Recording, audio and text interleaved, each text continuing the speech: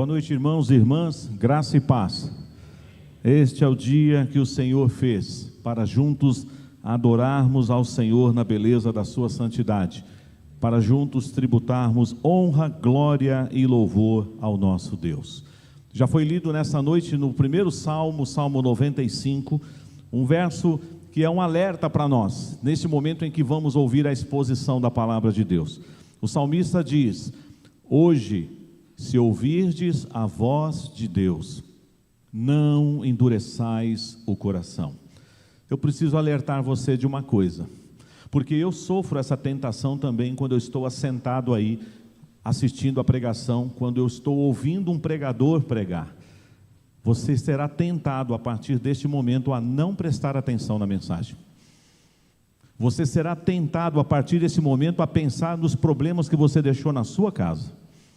Você será tentado a ficar tentando organizar as coisas na sua cabeça e não prestar atenção no que Deus quer falar com você nessa noite. E você poderá ser tentado para endurecer o seu coração. É como se você colocasse assim, fecha a porta, sabe? Para a mensagem não entrar. Mas em vez de você falar e agir assim, nós devemos lembrar do jovem Samuel, que lá no texto do 1 Samuel diz assim: fala, Senhor, porque o teu servo ouve. Então eu quero com você agora combinar o seguinte. Primeiro nós vamos citar o texto do Salmo 95. Hoje, se ouvirdes a sua voz, não endureçais o coração. Nós vamos falar todos juntos. E depois, no caso as irmãs, elas dirão assim: fala, Senhor, porque a tua serva ouve. E os homens falarão: fala, Senhor, porque o teu servo ouve. Vamos lá então? Hoje, se ouvirdes a voz do Senhor, não endureçais o coração. Mais uma vez. Hoje, se ouvirdes a voz do Senhor, não endureçais o coração. Agora vamos ao outro versículo. As irmãs falarão tua serva e os homens teu servo. Vamos lá? Fala, Senhor, porque o teu servo ouve. Mais uma vez. Fala, Senhor, porque o teu servo ouve.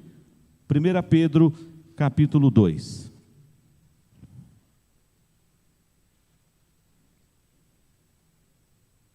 Primeira carta de Pedro, capítulo de número 2, e leremos os 10 primeiros versículos deste capítulo, nesta carta. Peço que a igreja mantenha a sua Bíblia aberta ou ligada, se você estiver usando algum aplicativo, nesta passagem. Primeira carta de Pedro, capítulo 2, nós leremos dos versículos 1 ao versículo de número 10. Vamos fazer essa leitura em conjunto, irmãos? Leiamos.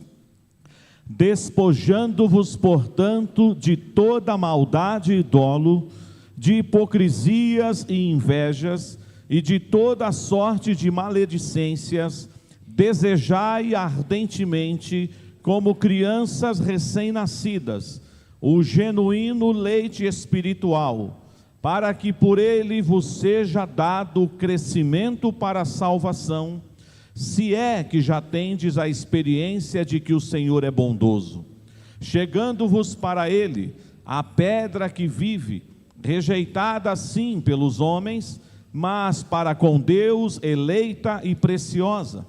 Também vós mesmos, como pedras que vivem, sois edificados casa espiritual, para ser de sacerdócio santo, a fim de oferecer de sacrifícios espirituais agradáveis a Deus, por intermédio de Jesus Cristo. Pois isso está na Escritura: eis que ponho em Sião uma pedra angular, eleita e preciosa, e quem nela crer não será de modo algum envergonhado. Para vós outros, portanto, os que credes, é a preciosidade, mas para os descrentes, a pedra que os construtores rejeitaram, essa veio a ser a principal pedra angular, e pedra de tropeço e rocha de ofensa. São estes os que tropeçam na palavra, sendo desobedientes para o que também foram postos. Vós, porém, sois raça eleita, sacerdócio real, nação santa, povo de propriedade exclusiva de Deus, a fim de proclamardes as virtudes daquele que vos chamou das trevas para a sua maravilhosa luz. Vós, sim, que antes não eres povo, mas agora sois povo de Deus, que não tinhas alcançado misericórdia, mas agora alcançastes misericórdia. Amém. Glória ao nosso Deus.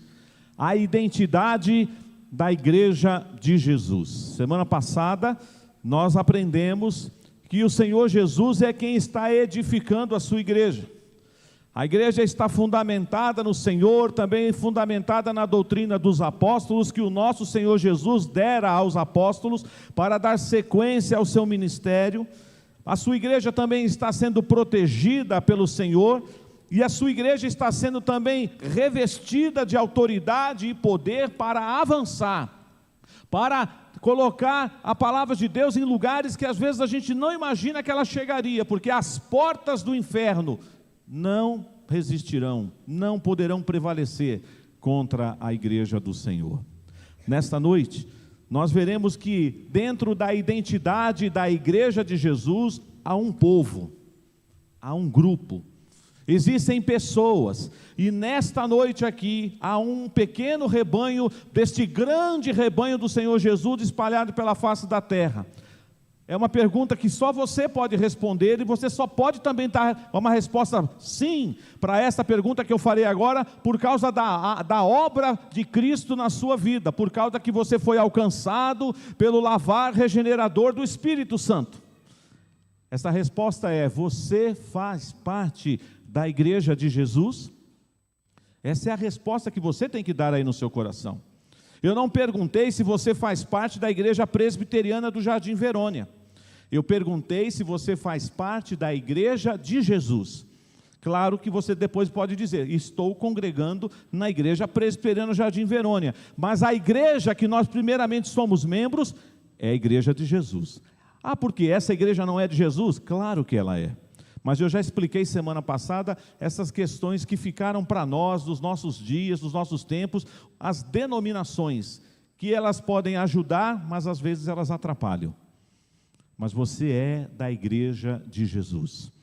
E dentro da identidade da igreja de Jesus, nós vamos aprender à luz desse texto que acabamos de ler, alguns adjetivos, algumas palavras que qualificam este povo. Quem é que pertence à igreja de Jesus? Quem são essas pessoas? Quem é este povo que foi redimido por Jesus e que pertence a esta igreja? Esta carta, irmãos, uma carta pastoral também, nós estamos acostumados a pensar somente nas cartas pastorais paulinas, mas Pedro também está encaminhando uma carta pastoral. E ele está dedicando essa carta, e eu queria te convidar a ir comigo no capítulo 1, logo no início, no seu prefácio e saudação. Pedro, ele vai apresentar para nós os destinatários dessa carta. É claro que esta carta chegou até nós, inspirada por Deus, homens movidos pelo Espírito Santo. Pedro registrou essas palavras e elas também alcançam o meu coração e o seu coração nessa noite. Mas inicialmente elas foram encaminhadas para estes irmãos. Ouçam a leitura que eu farei do capítulo 1, verso 1. Pedro, apóstolo de Jesus Cristo, aos eleitos que são forasteiros da dispersão, no Ponto, Galácia, Capadócia, Ásia e Bitínia, eleitos segundo a presciência de Deus, em santificação do Espírito, para a obediência e a aspersão do sangue de Jesus, graça e paz vos sejam multiplicadas. Pedro está falando então, irmãos, para um grupo de irmãos que alguns chamariam da diáspora, e nós devemos lembrar que essa palavra diáspora, ela está ligada aqui na palavra dispersão. Outrora a diáspora ou a dispersão se dava apenas com os judeus que estavam vivendo em várias partes do mundo, mas agora a dispersão que Pedro se refere a esses irmãos que estão na região da Ásia Menor, esses irmãos aqui estão na diáspora, na dispersão por causa da perseguição do Evangelho. E aí, meus irmãos, não tem só só judeus, são judeus e gentios. Lembramos, irmãos, que após a morte de Estevão, o seu martírio, houve uma grande perseguição em Jerusalém, exceto os apóstolos, todos foram dispersos, mas a palavra de Deus foi junto. O evangelho avançou, e Atos 1:8, então, ele está se cumprindo, porque o evangelho seria pregado, testemunhado em Jerusalém, mas não ficaria restrito a Jerusalém, alcançaria a Judéia, chegaria a Samaria, e chegaria também até os confins da terra, e louvado seja Deus, chegou aqui, chegou na minha casa, chegou na sua casa, chegou no nosso país, mas ainda existem muitos lugares que o evangelho precisa chegar. Portanto, Pedro está falando para um grupo de irmãos desses locais aqui, Ponto, Galácia, Capadócia, Ásia e Bitínia. É interessante que Paulo, na sua primeira viagem missionária, ele passa por essa região em alguns pontos, mas em outros não. E Pedro agora está se dirigindo a esses irmãos. E lembram-se que quando Paulo queria pregar na região da Bitínia, conforme ele saiu na segunda viagem missionária, o que o Espírito Santo fez? Impediu. Encaminhou Paulo para uma outra região, mas o evangelho chegou também nessa região. Esses irmãos então agora estão sendo encorajados com esta carta, e esses irmãos receberão da parte de Deus, através desse homem de Deus, do nosso irmão apóstolo Pedro, palavras preciosas que eu quero rapidamente olhar com você no capítulo 1. Olhe comigo aí, meus irmãos, o versículo 3, que já vem aí logo no início das ações de graças. É interessante que esta carta, a forma como Pedro, melhor dizendo, porque eu vou falar de Paulo agora, ele escreve, ela nos faz lembrar o estilo da carta de Paulo, porque ele faz uma saudação, e logo em seguida, o que é que Paulo sempre gosta de fazer nas suas cartas? Momento de ações de graças. E Pedro faz isso também. Pedro diz aí no verso 3, capítulo 1, bendito o Deus e Pai de nosso Senhor Jesus Cristo. E olha que coisa linda que ele já vai falar para esses irmãos da dispersão. Irmãos que por causa da perseguição, por causa do evangelho, são chamados de forasteiros, peregrinos nessa terra. Ele diz assim, segundo sua muita misericórdia, vamos ler juntos, se possível, essa parte aqui do versículo 3 agora, nos regenerou para uma viva esperança, mediante a ressurreição de Jesus Cristo dentre os mortos. Ele então está falando para esses irmãos, bendito seja Deus, bendito seja o nosso Senhor Jesus Cristo, que segundo a sua misericórdia, nos regenerou para uma viva esperança. Você, meu irmão, minha irmã, a despeito de qualquer luta, de qualquer prova, de qualquer tribulação, de qualquer tristeza que assalte o seu coração, você foi regenerado pelo Espírito Santo de Deus. Você, meu irmão, minha irmã, foi transformado e saiu das trevas e foi transportado para o reino do Filho do seu amor. Você faz parte da igreja de Jesus, você foi regenerado por uma viva esperança. E o capítulo 1 mostra isso. E aí, meus irmãos, ele vai continuar, versículo 6, acompanhem comigo, nisso exultais, embora no presente, por breve tempo, se necessário, sejais contristados por várias provações. Entramos no 7, para que uma vez confirmado o valor da vossa fé, olha que palavra maravilhosa, muito mais preciosa do que o ouro perecível, mesmo apurado por fogo, redunde em louvor, glória e honra na revelação de Jesus Cristo. Essa é a igreja, esses são os membros, são as pessoas que pertencem ao rebanho de Jesus, da sua igreja. E nós estamos então vendo neste capítulo 1, que eu recomendo que você leia depois com calma, mas eu salto agora e vou para o capítulo 1 no verso 13, e ele diz assim, por isso, cingindo o vosso entendimento, sede sóbrios, e esperai inteiramente na graça que vos está sendo trazida na revelação de Jesus Cristo. E olha que coisa importante, como filhos da obediência, não vos amoldeis às paixões que tinhais anteriormente na vossa ignorância, pelo contrário, segundo é santo aquele que vos chamou, tornai-vos santos também vós mesmos em todo o vosso procedimento, porque escrito está, sede santos, porque eu sou santo. Os membros da igreja de Jesus são separados, os membros da igreja de Jesus são salvos pela graça. Os membros da igreja de Jesus foram alcançados pela misericórdia. Os membros da igreja de Jesus têm que abandonar as práticas antigas do pecado. Nós não estamos mais sobre o poder do pecado, sofremos os efeitos ainda do pecado. A velha natureza ainda grita dentro de nós, mas agora nós temos o Espírito Santo. Há uma batalha 24 horas por dia no meu coração e no seu coração. Essa é uma batalha espiritual, da carne militando contra o espírito. Mas se você, meu irmão, minha irmã, entende que você faz parte da igreja de Jesus, você precisa ter uma vida santa. Não tem opção. O escritor aos Hebreus falando assim, segui a paz e a santificação, sem ao qual ninguém verá o Senhor. Você quer ver o Senhor? Você quer contemplar Jesus face a face?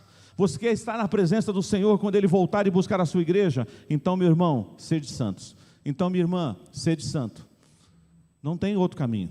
Sem santificação, ninguém verá o Senhor. Eu não verei o Senhor se eu não tiver uma vida santa e reta diante do Senhor. Você não verá o Senhor se tiver uma vida santa e reta diante do Senhor. Nós não veremos o Senhor se não tivermos uma vida santa e reta diante do Senhor. E essa santidade de vida, ela precisa ser traduzida não só quando nós estamos aqui dentro da igreja, que parece até ser fácil, mas até dentro da igreja às vezes a gente tem dificuldade de ser santo.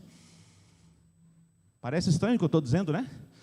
Mas até dentro da igreja a gente blasfema, até aqui a gente julga, até aqui a gente murmura, até aqui a gente reclama.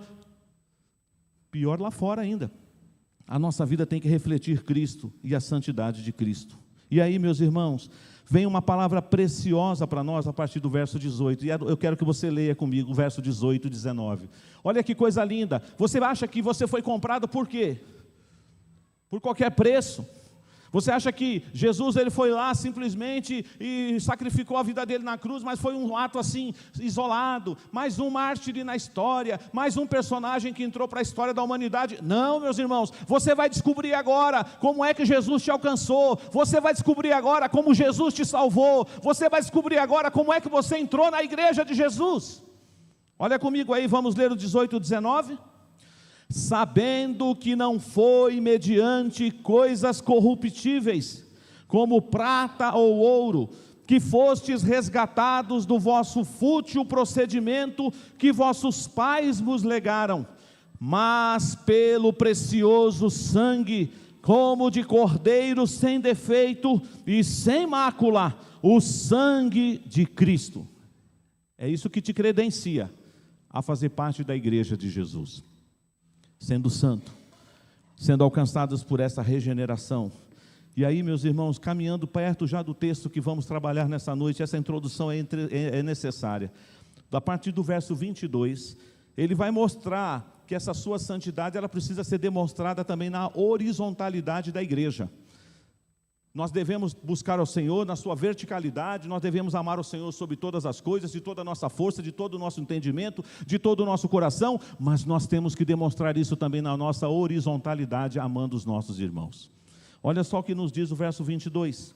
Tendo purificado a vossa alma pela vossa obediência à verdade, tendo em vista o amor fraternal não fingido, amai-vos de coração uns aos outros ardentemente. Por que eu tenho que ser assim? Por que eu tenho que amar o meu irmão? Porque eu fui regenerado. E aí diz o verso 23, pois fostes regenerados não de semente corruptível, mas de incorruptível, mediante a palavra de Deus, a qual vive e é permanente. Pois toda a carne é como a erva, e toda a sua glória como a flor da erva. Seca-se a erva, e cai a sua flor. A palavra do Senhor, porém, permanece eternamente. Ora, esta é a palavra que vos foi evangelizada. Um dia eu fui alcançado por essa palavra. Um dia o evangelho entrou no meu coração, e entrou no seu também. Você faz parte da igreja de Jesus? Você precisa responder essa pergunta. Porque você pode até fazer parte de uma denominação aqui na terra, inclusive a nossa, mas ainda assim, não fazer parte da igreja de Jesus. É por isso que no último dia, muita gente, de muitas denominações no mundo, ouvirão Jesus dizendo assim: eu não sei quem é você. E ouvirão aquelas palavras que são terríveis: apartai-vos de mim, eu não os conheço. Mas a Bíblia diz em João capítulo 10, que Jesus conhece as suas ovelhas e as suas ovelhas conhecem o seu pastor. Você faz parte da igreja de Jesus? Chegamos então no capítulo 2, que foi lido. E aí, por que eu fiz essa introdução e tive que voltar no capítulo 1? Porque aqui, embora não comece com a expressão portanto, ela vem logo depois da palavra despojando-vos, mas tem um portanto aí. E esse portanto que está aqui, no verso 1 do capítulo 2, está ligando com tudo que foi falado antes, com tudo que está no capítulo 1. Então a ideia é assim: depois de tudo que eu falei, portanto, agora vocês precisam colocar a vida de vocês em ordem, porque vocês foram alcançados por uma graça irrecusável, uma graça que vocês não merecem. Vocês foram alcançados pelo poder de Jesus, vocês foram transformados e regenerados. Então, portanto, ele vai trazer algumas coisas para nós, e ele já começa falando algo muito sério, irmãos. Não endureça o seu coração, continue orando aí. Fala, Senhor, porque o teu servo ouve. Fala, Senhor, porque a tua serva ouve. Versículo 1 diz assim: despojando-vos, portanto, de toda maldade e dolo, de hipocrisias e invejas e toda a sorte de maledicências. Ou seja, o que é que Pedro, inspirado por Deus, estava falando àqueles irmãos da dispersão, os forasteiros, os irmãos daquela região da Ásia Menor, que estavam sendo perseguidos? Ele falou assim: olha, na igreja de Jesus, não pode ter algumas coisas. Na igreja de Jesus, não pode ter maldade, nem dolo, nem hipocrisia, nem inveja e nem maledicência. Essas coisas, irmãos, às vezes elas podem existir na igreja visível, mas na igreja de Jesus, essas coisas não entram. Não entram. E ele já está alertando, por isso essa expressão, despojando-vos. Se você quiser usar uma outra palavra que Paulo utilizou, por exemplo, escrevendo aos Colossenses, ele diz assim: é que nós temos que jogar uma roupa suja fora. Ainda que você esteja limpinho, cheirosinho agora, talvez algumas pessoas chegarão em casa e vão colocar a roupa no cesto de lixo, porque de cesto de roupa suja, né? De lixo não, errei. Mas não vai jogar sua roupa fora não, por favor. A não ser que ela já esteja velha, rasgada, né? Mas você vai jogar, às vezes você fala: não, eu transpirei, pastor, eu transpiro muito, não dá para usar mais uma vez, né? Eu sou do tempo que a minha mãe falava assim: dá para usar mais uma vez? Sim, menino, está enxovalhada. Aí uma vez eu até contei isso para a Rosângela, ela falou assim: que termo doido é esse, roupa enxovalhada? É a roupa, sei lá, que já tomou chuva, alguma coisa assim, que secou e dá para usar mais uma vez, mas às vezes não dá não, né, gente? Fica aquele cheirinho forte, né? Então joga mesmo lá no cesto de roupa suja. Mas o que ele está falando aqui de forma espiritual? Tira a roupa suja. Tira a roupa suja, não combina com você agora que é um homem e uma mulher regenerado. E essa roupa suja, ela tem algumas peças. Essa roupa suja, ele diz aqui, de algumas maldades. O que vocês acham? Está escrito aí no versículo 1. Despojando-vos de toda maldade, não é de algumas maldades, é de toda maldade, de todo o mal que habita em nós. É claro que para isso acontecer, nós precisamos do auxílio do alto, nós precisamos do lavar regenerador do Espírito, nós precisamos do alto limpante, nós precisamos do sangue de Jesus que nos purifica de todo pecado, para tornar a nossa vida mais alva do que a neve. Mas nós temos que fazer isso, irmãos. Quando o escritor aos Hebreus também está falando ali, logo no capítulo 12, ele diz assim que, tendo aquela grande nuvem de testemunha que está ali conosco rodeando, aí ele fala assim que nós devemos que nos desvendar, nos desvencilhar, melhor dizendo, nos desembaraçar de todo o peso e do pecado, que tenazmente nos assedia. Então, meu irmão, você quer continuar firme e forte na igreja de Jesus? Abandona a maldade, o dolo, a hipocrisia, a inveja e toda sorte de maledicência. O que é toda sorte de maledicência, irmãos? Tudo aquilo que sai daqui, ó. Você é maledicente? Que palavras está saindo dos seus lábios nos últimos dias? Palavras de morte, palavras de destruição, palavras de julgamento. Jesus está dizendo que na sua igreja essas coisas não podem entrar. Mas, em vez de você viver essas coisas, você tem que jogar fora essa roupa e colocar uma outra roupa. Se revestir do Senhor, como diz Paulo lá na carta aos Colossenses, e aqui ele fala para nós de uma outra maneira. Ele diz que em vez de buscarmos essas coisas todas erradas, quando somos membros dessa igreja, quando somos santificados pelo Senhor, verso 2 diz: eu tenho que desejar ardentemente, como uma criança recém-nascida, o genuíno leite espiritual. Toda mãe que está aqui sabe disso, inclusive os pais que auxiliam suas esposas. Os primeiros 6 meses da vida de um bebê, o leite materno é suficiente. Tem todos os nutrientes. A gente sabe que de vez em quando a vovó quer dar uma coisinha para engrossar, né? Já vai dando um mingauzinho, e às vezes a filha briga com a mãe, ou a sogra briga com a nora. Não, a pediatra falou que é só leite. E algumas mães, às vezes, não sou médico, mas já escutei isso: ai, pastor, é que o meu leite é fraco. Acho que o meu leite é fraco, então eu já estou engrossando aqui, já estou dando um pouquinho de milharina, alguma coisa assim. Faz isso não, você vai matar seu bebê. Não faça isso. Por quê? Porque o genuíno leite tem todos os componentes, todos os nutrientes que o bebê precisa. Agora, depois de um certo tempo, não dá mais, né? Tem alguns bebês aí, não aqui na cidade de São Paulo, mas no interior de Minas, no Nordeste, tinha marmanjão com quase 12 anos, ainda mamando na mãe. Aquele lutador de boxe, Arcelino Popó de Freitas, você sabe por que ele chama Popó? Porque ele ficava mamando na mãe dele, ele estava debaixo do vestido lá na Bahia, Popó, Popó, Popó, quer leitinho, mamãe. Tudo bem que ele virou um lutador, né? Vai ver que fez bem, né? Ficou forte.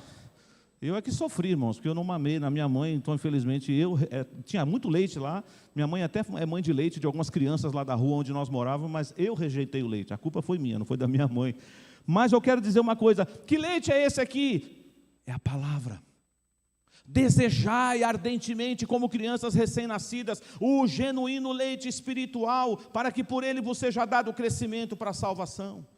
Ou seja, irmãos, quem está na igreja de Jesus não pode viver aquela vida de maledicência, de pecado, de maldade, de hipocrisia, de inveja, de dolo, mas tem que ser uma pessoa com sede de Deus, palavra de Deus na veia, tem que querer a palavra sempre.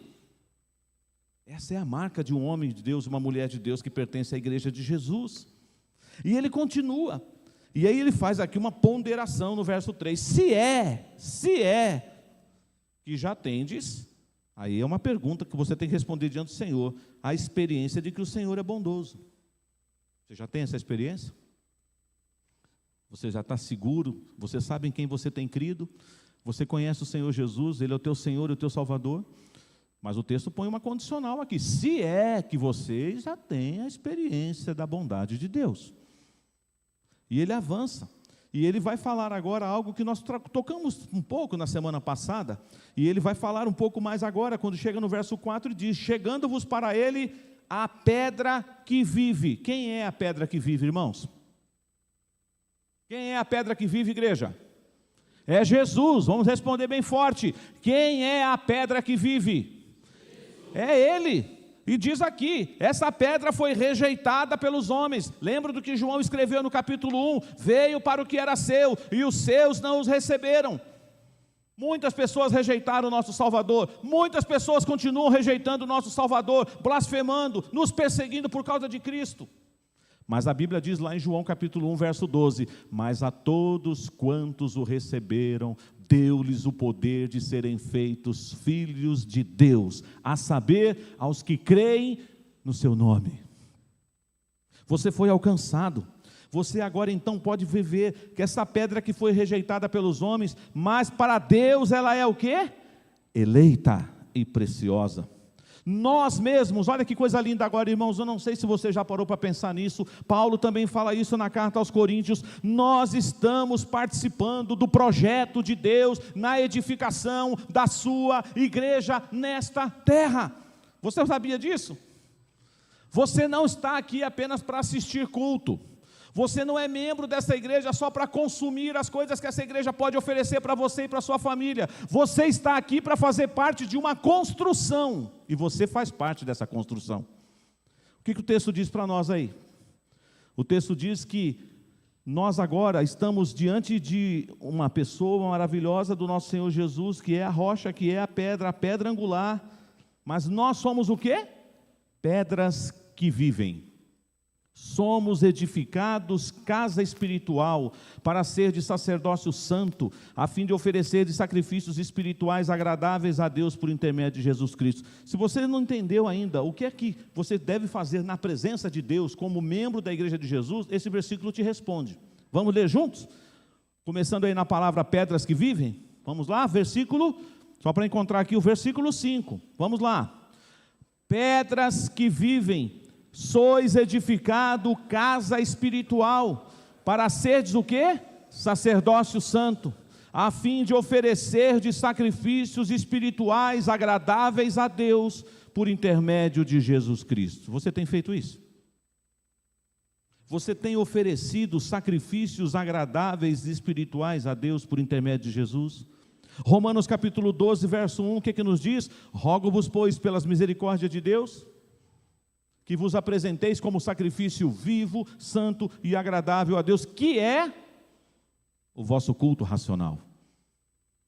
Nesta noite nós estamos aqui, irmãos, cumprindo esse versículo. Nesta noite todos esses lindos cânticos que nós entoamos, o primeiro hino que nós cantamos, as orações que foram feitas coletivamente, as leituras realizadas até aqui, nós estamos cumprindo esse texto, meus irmãos. Nós estamos aqui oferecendo sacerdócio santo, oferecendo, melhor dizendo, sacrifícios espirituais agradáveis a Deus por intermédio de Jesus. Você está fazendo isso?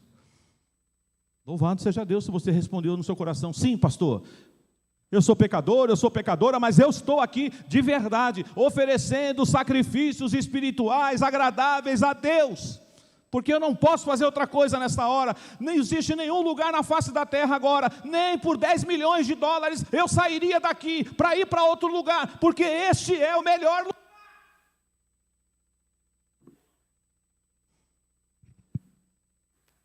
Você que tem que responder. Você que tem que responder.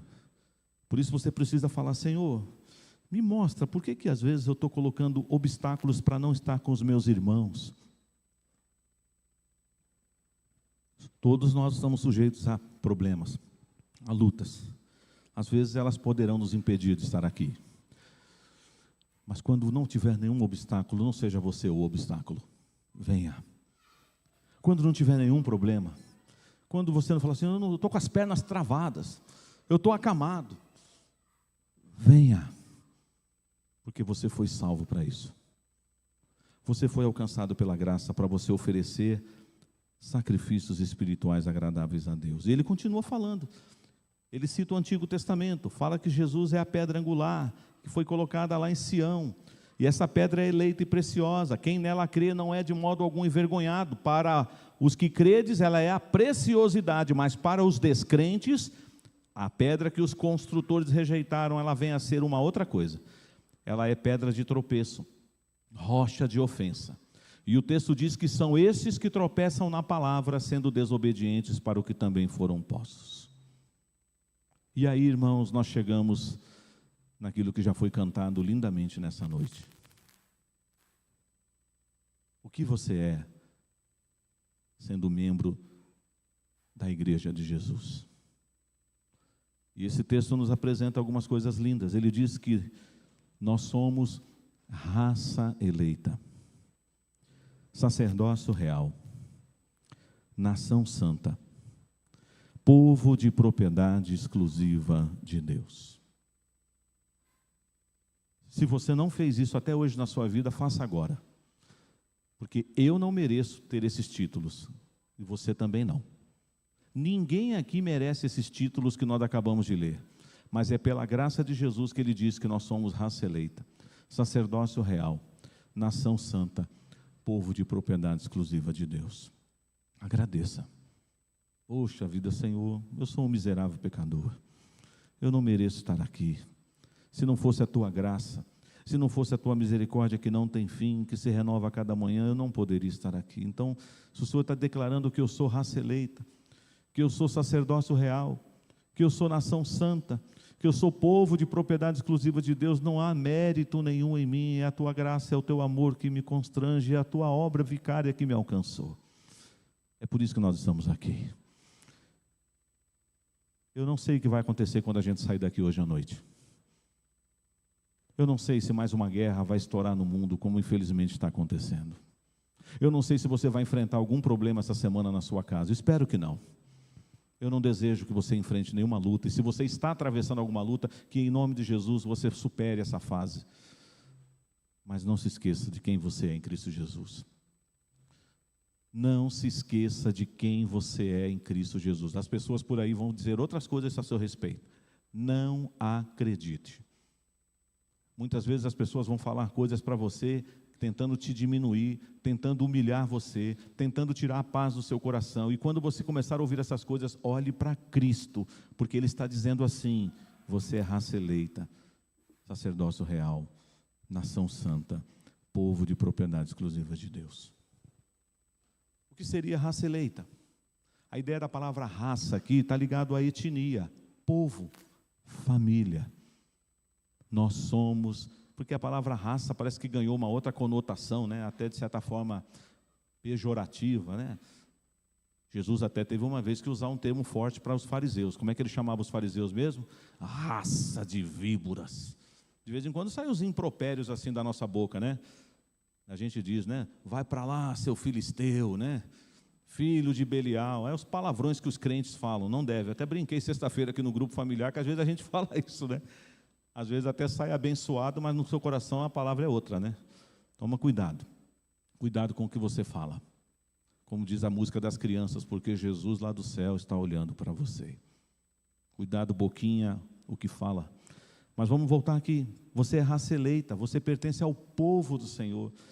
Agora, alguém aqui merece pertencer ao povo do Senhor? Ah, por que Deus escolheu no Antigo Testamento Israel? Porque era a nação mais poderosa? Era a nação mais forte? Era mais fraca.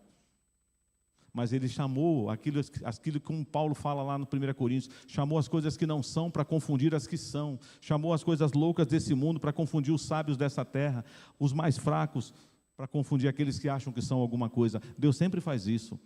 Ele vai na contramão. E o reino de Deus é assim mesmo.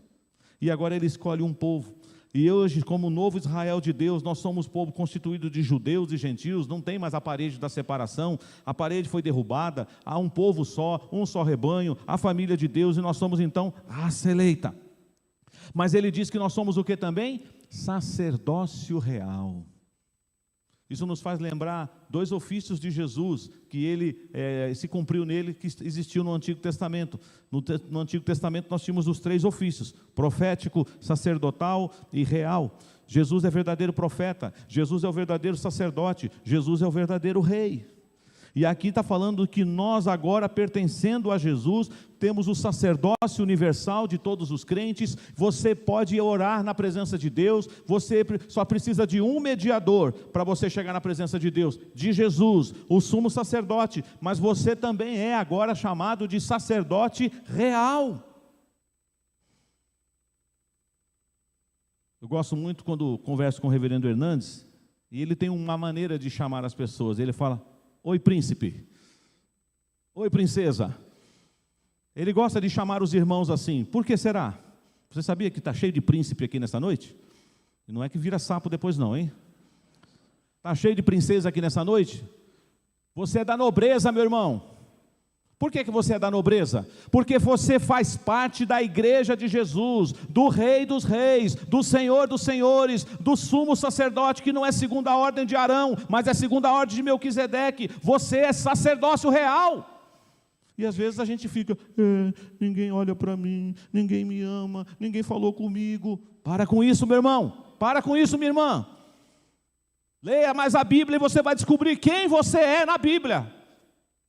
A Bíblia diz, e não é o que o mundo fala, não são as pessoas que vão colocar rótulo em você. Leia a Bíblia.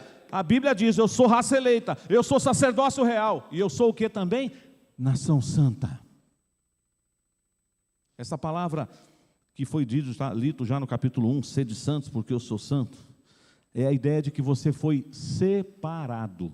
Se não te avisaram, O Espírito Santo nessa noite está te lembrando mais uma vez, você morreu, você não existe mais, sua vontade agora é zero, você não vive mais, quem vive em você é Jesus.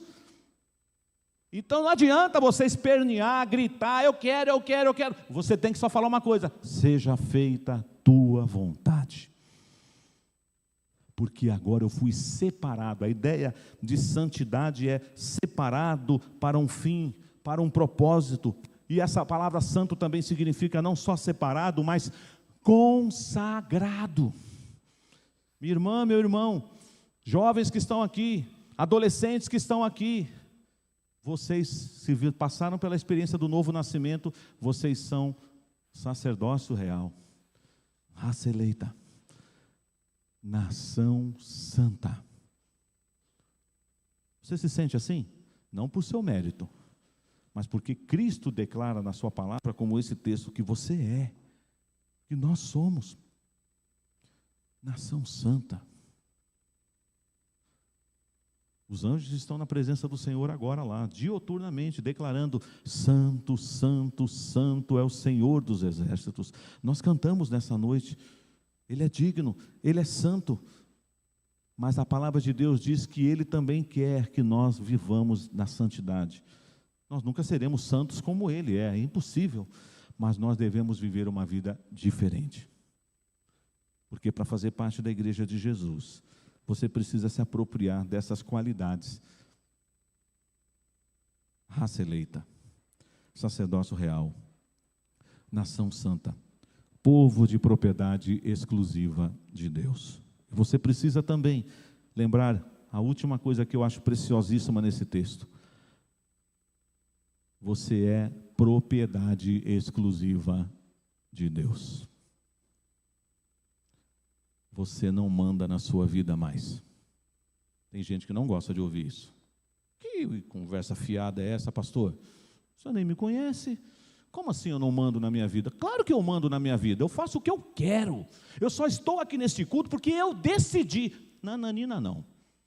Você pode até ter falado isso. Vamos na igreja hoje. Hoje eu vou. Hoje eu estou a fim de ir. Você só veio porque Deus te trouxe. Senão você não viria.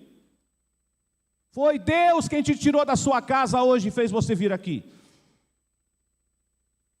Embora a gente ache que fomos nós que decidimos. Não, pastor, eu pus a roupa, eu entrei no carro, ou eu pedi um Uber, ou eu vim a pé, ou eu vim de bicicleta, ou eu vim de ônibus. Eu vim, porque Deus te chamou. É Ele que chama. Porque você não é mais dono da sua vida. E isso, em vez de te deixar decepcionado, quer dizer que agora eu não mando mais em mim? Não. Quer dizer que agora eu não tenho mais direito? Não. Por quê? Porque Ele te comprou. Eu não sei se essa história ela é verdadeira, pode ser uma ilustração. Eu tenho um pouco de medo quando eu conto história, porque se não for verdadeira, eu vou trabalhar como ilustração. Diz que uma época na Europa, um lorde, um homem muito bem da sociedade, estava fazendo uma viagem num navio que tinha classe executiva, tinha uma classe intermediária e tinha o povão lá quase no porão do navio. Esse lorde, ele estava sozinho naquela viagem e ele falou assim, as pessoas aqui nesse andar aqui, todo mundo se acha. Eu queria conversar com pessoas mais simples. Aí ele desceu para a parte inferior do navio. Aí ele começou a conversar com algumas pessoas, só que as pessoas estranhavam, porque a roupa dele era uma roupa de lorde. Então as pessoas, nossa, o que esse homem está fazendo aqui? Aqui não é o lugar dele. Ele até destoou um pouco do ambiente, mas ele falou, tudo bem. Imagina, né, uma pessoa toda, bom dia, e aí, como é que está aí? Eu, hein? Fala para ele que o lugar dele é lá em cima. Ele está no lugar errado. Mas ele não se contentou de ficar no intermediário, ele foi para o último pavimento do navio, os mais pobres, os mais desqualificados, aqueles que às vezes nem pagaram a passagem, estão indo assim na carona. E ele começou a conversar. É natural que algumas pessoas também estranharam. O que esse homem está fazendo aqui? E aí a história, se ela não for contada até o fim, principalmente hoje que é o Dia Internacional da Mulher, pode dar margem para pensar outras coisas. Ele se aproximou de uma mulher, uma escrava. E ele todo dia, então, começou a conversar com aquela mulher durante aquela viagem. E ela contou a história, que ela estava inclusive naquele navio com o seu senhor e a sua senhora. Ela estava ali fazendo serviço para o seu senhor e sua senhora. Ela era uma escrava. Eu não sei como que ele conseguiu descobrir quem era o senhor e a senhora daquela mulher. E ele ficou com uma coisa no coração, e ele tentou, mas ele não falou nada para aquela mulher. E todo dia ele ia lá no último andar do navio conversar com aquela mulher. Até que um dia ele tomou uma decisão, ele fez algo e falou: tenho uma notícia para te dar. Eu comprei você. Aí a mulher ficou revoltada. Eu sabia que você é igual a todos os homens, é isso que você estava o tempo todo querendo, se apropriar de mim, você queria me abusar de mim. Como assim você me comprou? Eu fui lá, falei com o teu senhor e com a tua senhora, eu paguei como se fosse um dote, agora você me pertence. O quê? Eu não quero ser sua, que conversa é essa? Você me pertence, só que eu quero te dar uma segunda notícia. Aqui está a sua carta de alforria. Você está livre, você vai descer desse navio e vai andar com as suas próprias pernas. Você não vai ser escrava de mais ninguém. Essa história te faz lembrar alguma história? Pois ele não julgou como usurpação o ser igual a Deus, mas se esvaziou da sua glória, assumindo a figura humana de servo, e desceu. Foi lá no porão e te pegou lá. E te comprou. Você não é mais dono da sua vida. Ele é teu dono. Ele é o teu Senhor. O pastor Ademar de Campos, na década de 80, fez um cântico lindo. Ele falando do Senhor assentado no seu alto sublime trono lá. Ele falava assim: tu sentastes à direita de Deus Pai, em majestade. Tu sentastes à direita de Deus Pai, em majestade, coroado, Senhor. És fiel, justo e veraz, és meu amo e meu dono, com amor te servirei.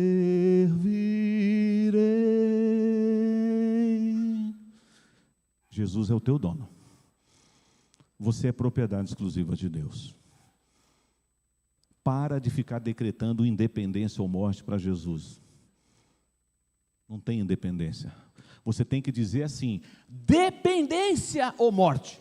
Porque você depende dele. Até esse ar que você está respirando agora, você não pagou por ele, você não conseguiria pagar, e ele te ama. Ele derramou o seu sangue precioso na cruz. Então você é o que dele? Propriedade exclusiva de Deus. Se algum dia alguém falar para você, conversar aquelas conversas de boteco, né? Como se diz, você não precisa estar lá no boteco para ouvir essas conversas, elas acontecem em tudo quanto é lugar. Ninguém manda em mim. Na minha vida mando eu. Eu decido quando eu vou, eu decido quando eu volto, eu decido quando eu acordo, Você não decide nada.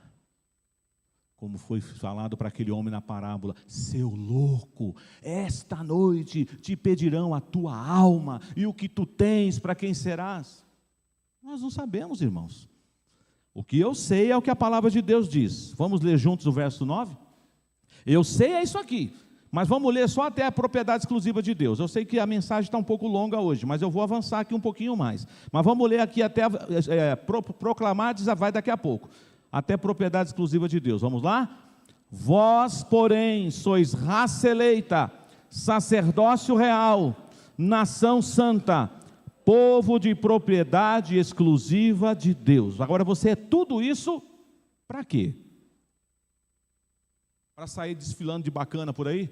Eu sou raça eleita, nação santa, sacerdócio real, eu pertenço a Jesus. Não adiantará nada se você não fizer isso na prática. E como eu faço isso na prática? Proclamando as virtudes de Deus. É o que está na sequência do verso 9. A fim de proclamardes as virtudes daquele que vos chamou da onde?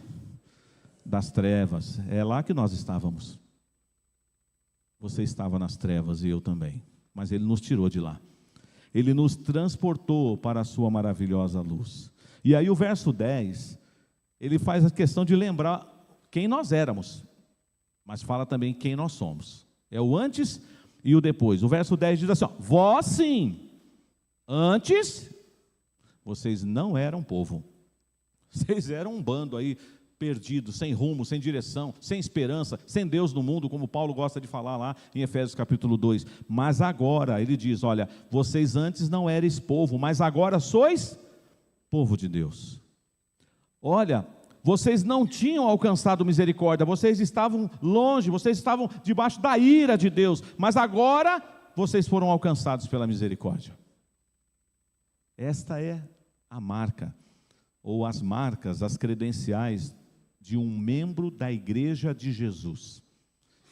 Ele é raça eleita, ele é sacerdócio real, ele é nação santa, ele é povo de propriedade exclusiva de Deus, para proclamar as virtudes daquele que vos chamou das trevas para a sua maravilhosa luz. Você é pedra viva no edifício de Deus, você está sendo edificado como uma casa espiritual, conforme nos diz o verso 5, para que você então tenha um sacerdócio santo e ofereça sacrifícios agradáveis a Deus por intermédio de Jesus Cristo.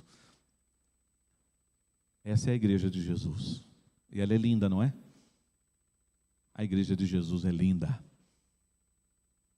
A noiva que está sendo preparada, adornada, ela é linda. Porque ela é sem mácula, sem defeito. Aí você diz, espera aí pastor, mas a nossa igreja tem falhas. Infelizmente tem. Eu peco, você peca, nós pecamos. Mas um dia o Senhor vai reunir as suas ovelhas. E haverá, vai brilhando até ser dia perfeito. Nós vamos desenvolvendo a salvação com temor e tremor, sabendo que o querer e o efetuar vem de Deus. Deus opera na sua santificação, mas você participa da santificação também, e você vai caminhando para atingir um dia a estatura da pessoa de Jesus. Você pertence à igreja de Jesus? Você pode nessa noite voltar para casa dizendo assim, não tenho dúvidas nenhuma, a despeito das minhas lutas, mas porque Ele declarou, não eu me achei, porque Ele diz na sua palavra, e eu me aproprio, eu descanso nessa palavra, e eu vou viver a promessa dessa palavra. Ele diz que eu sou raça eleita, então eu sou, que eu sou sacerdócio real, então eu serei, e que eu sou nação santa, eu tenho que ser, e eu sou propriedade exclusiva de Deus, para proclamar. Mas Ele me lembra, você não era antes, hein? Mas agora você é. Aquela moça achou que aquele lorde tinha comprado ela, para ele ser talvez um objeto, uma escrava dele. Mas na verdade aquele lorde comprou ela para dar a liberdade para ela. Foi isso que Jesus fez com você. Ele te comprou. E não foi por preço banal, não foi por prata, não foi por ouro, não foi por pedras preciosas, foi pelo precioso sangue. Agora você tem dono. Não é seu pai, não é sua mãe, não é seu marido, não é sua esposa, nem é você mesmo. É Jesus. Ele é o teu dono. Ele é o teu Senhor. A Ele toda a honra e toda a glória. Amém.